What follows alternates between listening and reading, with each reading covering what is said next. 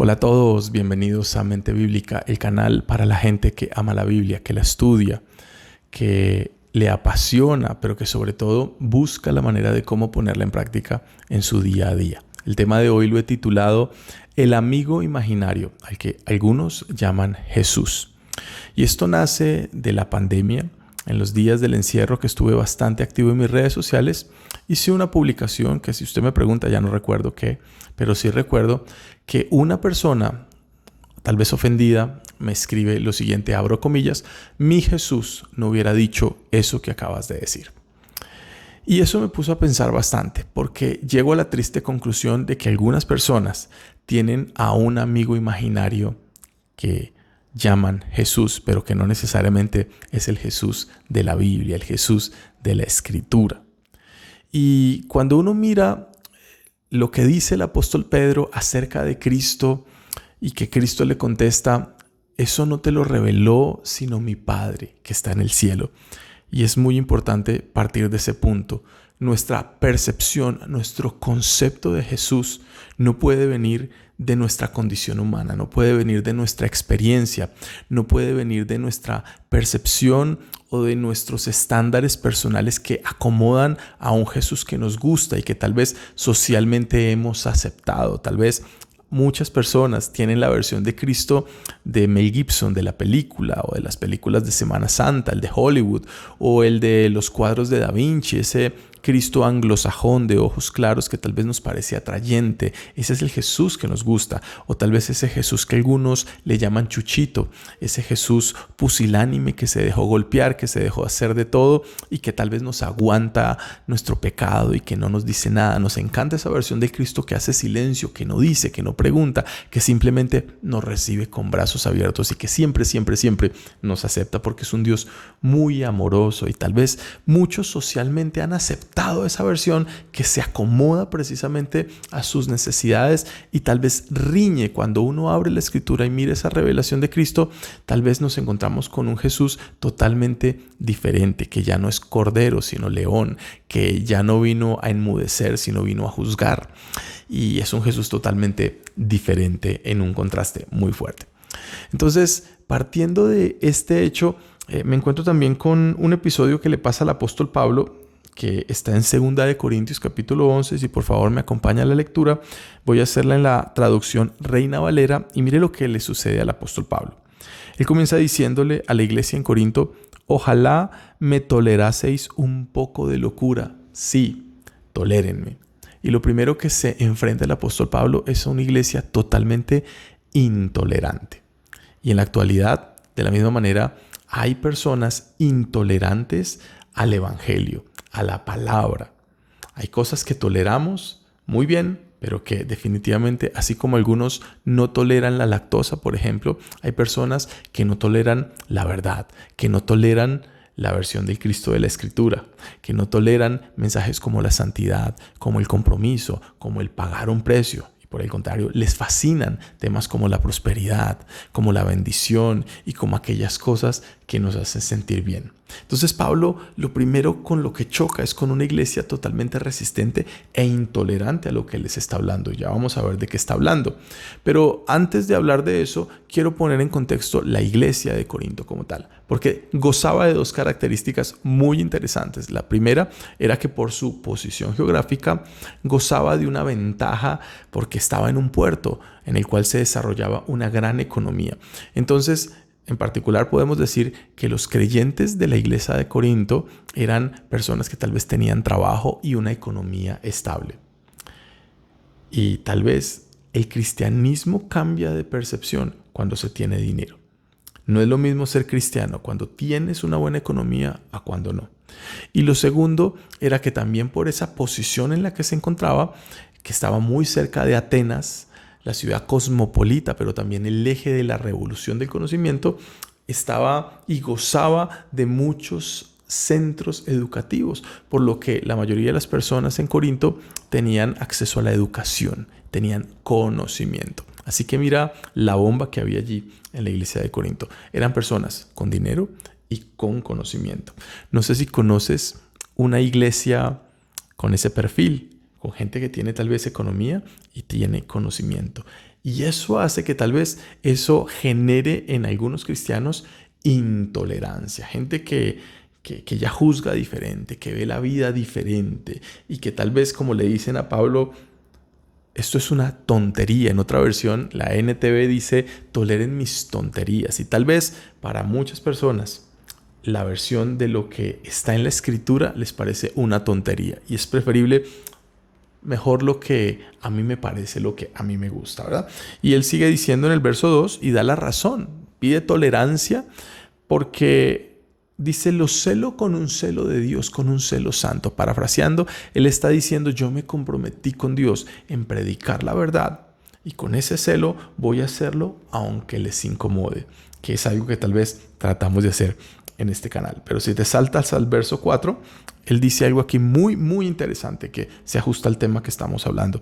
Dice, porque si viene alguno predicando a otro Jesús que el que les hemos enseñado, o si recibís otro espíritu que el que habéis recibido, u otro evangelio que el que habéis aceptado, bien lo aceptáis, bien lo toleráis. Y pienso que nada he sido inferior a aquellos grandes apóstoles, que aunque sea tosco en la palabra, no lo soy en el conocimiento. Y Pablo se enfrenta tal vez a una clase de competencia, ¿verdad? Porque en esa época en Corinto se empezaron a convertir al cristianismo muchos filósofos, muchas personas que tenían ese revuelto allí de la mitología y de la revolución del conocimiento griego, y empiezan a acercarse al cristianismo, pero empiezan a fabricar sus propias versiones de Cristo que se acomodan y se acomodaban a sus necesidades. Y todo el tiempo tú vas a ver en las cartas a Corinto un Pablo luchando con las falsas doctrinas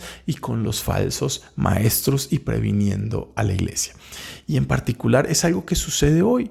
Hoy en muchos lugares hay iglesias que tienen su propia versión de Jesús, que se acomoda a sus estándares, que tienen una música que tal vez se acomoda a ese tipo de Jesús, que tienen un evangelio que se acomoda a ese tipo de Jesús, una doctrina y una manera de ver el cristianismo, pero que no necesariamente es el cristianismo de la Escritura, lo que dice la palabra, ese Cristo revelado por el Padre.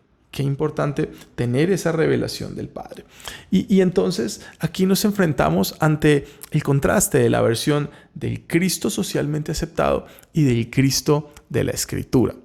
Y en particular me he encontrado que esa versión del Cristo aceptado es una versión al que románticamente muchos le llaman el Jesús que es un caballero. No sé si has escuchado ese término. Jesús es un caballero y lo basan por allí en ese pasaje de Apocalipsis 3, capítulo 3, verso 20, donde dicen que Jesús siempre está a la puerta llamando como un caballero, que Él no entra a la fuerza, que Él espera que le abramos para que pueda sentarse a la mesa y como todo un caballero, cumpliendo todos esos protocolos, se siente y tengamos una cena muy elegante y tal vez romántica. Y esa versión romantizada de Jesús pues riñe cuando tú abres la Escritura y empiezas a ver que tal vez Jesús socialmente no encajaba dentro de los protocolos sociales que le planteaba su época. Por ejemplo, cuando Jesús comía sin lavarse las manos, a muchos les ofendía y les molestaba el hecho de que Jesús no lo hiciera ni promoviera eso con sus discípulos, que era parte de la ley de los ancianos del Talmud, que decía que había que tener cierto nivel de asepsia, ¿verdad? Y Jesús de allí saca toda una disertación acerca de la importancia de la limpieza interna por encima de la externa. Pero también Jesús rompe varios protocolos sociales al relacionarse con diversas mujeres. La primera es la mujer samaritana, con la que de alguna manera aborda muy directamente que hacía parte, que no era parte de la cultura y que no estaba bien visto que un hombre aborde a una mujer de esa manera. De la misma manera como lo hacía con María Magdalena y con otras mujeres que él socializó y que en nuestro entorno actual incluso se le han inventado cuentos a Jesús de que él tenía algo con María Magdalena. Y no era porque Jesús fuera inapropiado, es que Jesús se manejaba dentro de una manera, dentro de los parámetros del reino y no de los parámetros sociales que nosotros y estándares que nosotros tenemos hoy actualmente. Pero también cuando él se dirige a Herodes, que lo llama zorra, cuando de alguna manera disciplina a Pedro con tanta fortaleza y le dice: aléjate de mí, Satanás. Cuando se paraba a revisar las ofrendas, que no era nada elegante y nada cómodo para aquellos que ofrendaban en ese momento, Jesús allí mirando cómo se ofrendaba, y tantos comportamientos tal vez que rompían esa versión del Cristo elegante, del Cristo romantizado, que es un total caballero. Cuando él escupe para hacer un milagro, que por cierto escupir era de muy mal gusto en la época, y cuando tal vez maltrata, entre comillas, a esa mujer cananea cuando viene a pedirle un milagro, y Jesús le dice: yo no le voy a dar a los perros, y de alguna manera lanza un improperio, maldice la higuera, y tal vez tiene un comportamiento violento cuando saca a los cambistas, a los comerciantes del templo. Entonces, cuando uno empieza a ver al Cristo de la Escritura, se da cuenta que no encaja con ese concepto del Jesús romantizado, ese Jesús caballeroso, porque tal vez no lo fue. Recuerda que Jesús es un caballero, pero del reino, no socialmente aceptado como tal vez algunos han querido encasillarlo. Entonces, quiero simplemente resaltar 3 características que en particular a mí me llaman mucho la atención del Cristo de la Escritura y que contrasta con la versión de ese Jesús imaginario para muchos o romantizado en nuestra sociedad. Y la primera es hablar de el nivel de inteligencia emocional de Jesús. Me asombra, me sorprende la capacidad en la que Jesús administra sus emociones. Y en particular, aunque suena un término medio exótico y muy utilizado por la psicología, en sí, en esencia, la inteligencia emocional no es nada más que dominio propio, que habla la Escritura. Y me sorprende ver cómo Jesús administra sus emociones y cómo no se altera. Dentro de algunos ámbitos nos ha parecido que una persona de carácter es esa persona fuerte, esa persona que dice: yo no tengo pelos en la lengua. Pero en particular, un carácter fuerte es tener la capacidad de dominar la bestia que yo tengo dentro. Y me sorprende cómo Jesús, con mucha fortaleza y ayuda del Espíritu Santo, logra dominarse en el momento que lo están lastimando, y en lugar de maldecir, en lugar de defenderse, enmudece y por el contrario ora por aquellos que lo maltratan, ¿verdad?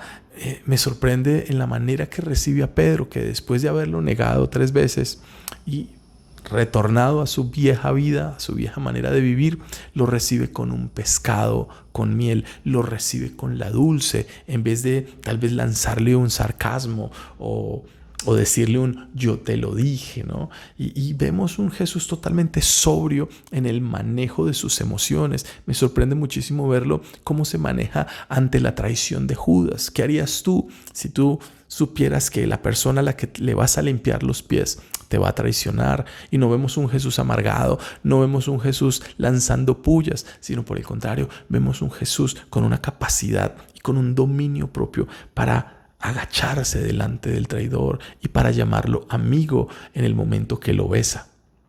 Vemos a un Jesús totalmente sosegado para atender al soldado que le arrancan una oreja por la violencia de Pedro, y vemos a un Jesús tranquilo que no se altera. Y allí es donde vengo y me sorprende la segunda característica, y es ver la posición de Jesús ante los pecados de índole sexual. Y de la misma manera que Pablo le pide a la iglesia: por favor, toleren esto que voy a decir, yo también te pido que toleres esto que voy a decir, que no lances los tomates antes de tiempo. Y en particular, hay uno de los pecados que más altera y nos altera a los cristianos, son los pecados de índole sexual.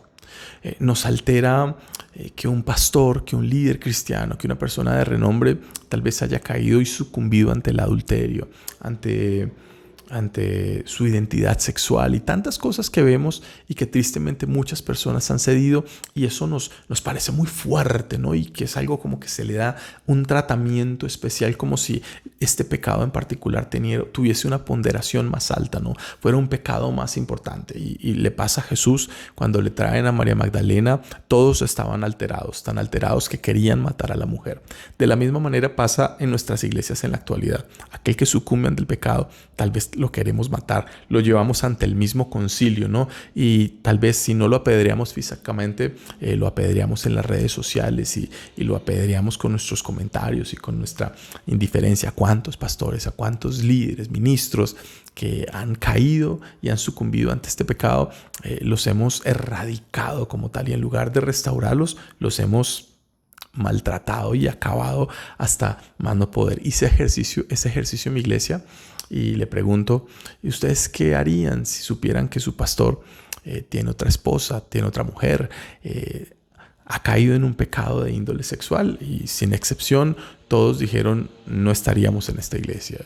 Uno me dijo: yo ni siquiera le hablaría, pastor, ¿verdad? Y somos muy fuertes, muy enérgicos, y me sorprende la posición del Cristo de la Escritura. Escucha esto: que no se altera cuando le traen a la mujer, que le dice, que la confronta: no peques más, pero no se altera. Y en particular es algo que deberíamos revisar, porque esa falta de dominio, esa falta de inteligencia emocional es lo que nos ha puesto una brecha entre la comunidad LGBTQI y la iglesia en particular. Esas personas que han sucumbido ante un pecado tal vez diferente al de nosotros.